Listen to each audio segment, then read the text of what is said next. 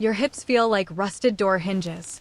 Every time you stand up, sit down, or try to walk up a flight of stairs, there's that same tightness. That same ache. Like something inside you is slowly locking up. And here's the frustrating part. Nobody warned you this would happen. You didn't injure yourself. You didn't do anything wrong.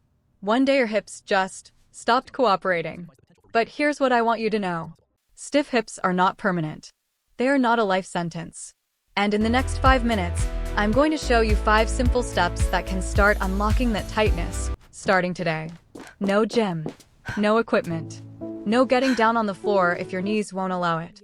Stay with me, because step 3 is the one most people completely skip, and it's the one that makes the biggest difference. So why do hips get stiff in the first place? It's not just age. The real culprit is something called sustained compression. Every hour you spend sitting, whether it's in a chair, a car, or on the couch, your hip flexors shorten. Your glutes go quiet. And the muscles that are supposed to hold your pelvis stable, they slowly switch off. Think of it like a garden hose that stays coiled up all day. When you finally try to straighten it, it resists. It wants to stay in that curved position. Your hips do the same thing. The more you sit, the more they adapt to that shape. And once circulation slows down in those compressed tissues, you get stiffness, aching, and that grinding sensation that makes getting up feel like a chore. The good news? All of that is reversible. Here are your 5 steps. Step 1. The standing hip hinge. Stand with your feet hip-width apart. Place both hands on a sturdy chair or countertop in front of you. Now slowly hinge forward from your hips, not your waist, until you feel a gentle pull deep in your glutes and the back of your thighs. Hold for 3 seconds. Come back up slowly. Do this 10 times. This is not a stretch. This is a reset. You are waking up the connection between your brain and the muscles that control your hip joint. Most people over 60 have lost 30 to 40% of that neural connection just from sitting. This movement starts it coming back. Step 2. The side-to-side weight shift. Still standing at your chair. Feet hip-width apart. Now slowly shift your weight onto your right foot. Feel the outside of your right hip engage. Hold for 2 seconds. Then shift left. Do this slowly, 10 times each side. This reactivates your hip abductors, the muscles on the outer hip that prevent you from waddling when you walk. When these go weak, your whole gait changes. Your knees compensate. Your lower back compensates.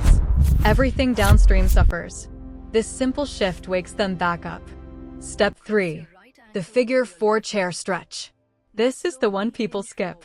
Sit in a firm chair. Cross your right ankle over your left knee, forming a figure 4 shape with your legs. Now gently press your right knee down toward the floor, just a little, and lean your torso slightly forward. You should feel a deep pull in your right outer hip and glute.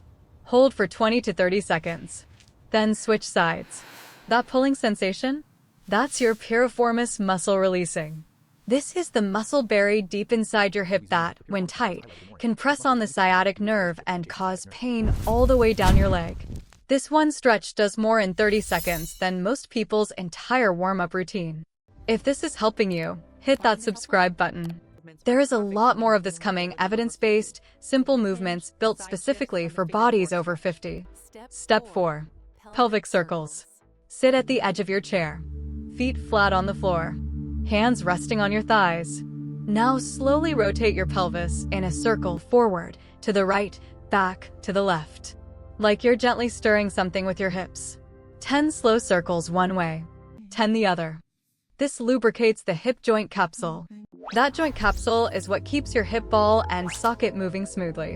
When it dries out from inactivity, you get that grinding and clicking. Slow, controlled circular movement pumps fresh synovial fluid back into the joint.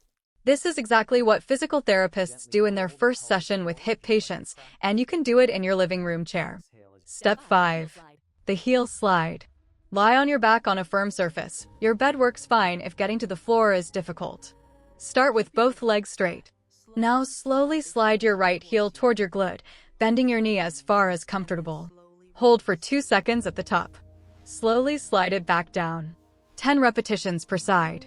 This restores hip flexion range of motion, the ability of your hip to fully bend.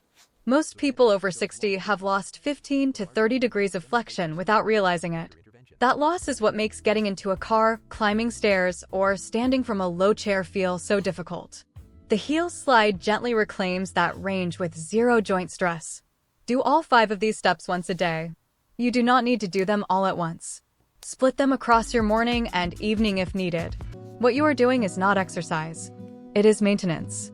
The kind of maintenance your hips needed years ago but never got. Give it 3 days.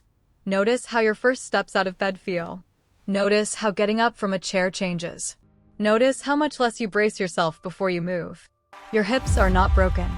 They were just waiting for someone to pay attention to them. See you in the next one.